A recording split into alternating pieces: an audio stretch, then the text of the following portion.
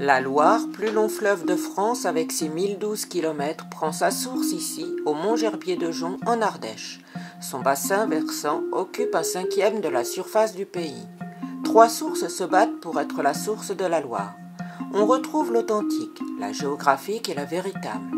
Ces 3 sources peuvent légitimer leur titre de source de la Loire, car elles se regroupent quelques kilomètres en aval pour donner naissance au fleuve. À une époque très ancienne, la Loire était même un affluent de la Seine.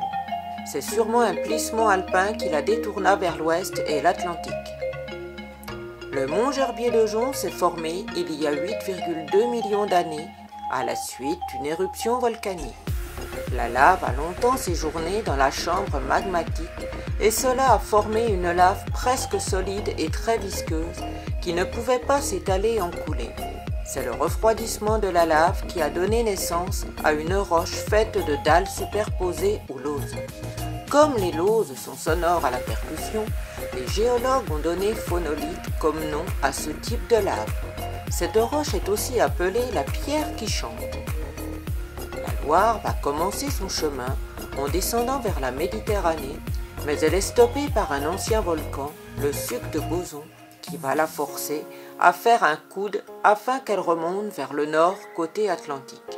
Ce virage à 90 degrés a donné le nom de Rietor au village qui signifie « la rivière qui tourne ». Le fleuve continue sa route, mais il se retrouve arrêté par le barrage de la Palisse qui fait partie de l'aménagement hydroélectrique de Montpezat géré par EDF. C'est aussi dans ce barrage que l'eau du lac d'Issarlès arrive par un système de galeries souterraines. En revanche, le lac d'Issarlès est naturel. Il a été formé dans un ancien cratère de volcan de 138 mètres de profondeur.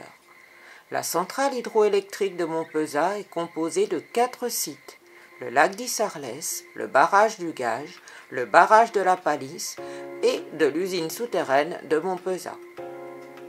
En continuant son cours, la Loire va croiser son premier château à Arlampe en Haute-Loire. Le fleuve va ensuite continuer sa route vers le Puy-en-Velay en passant dans des gorges, les gorges de la Loire.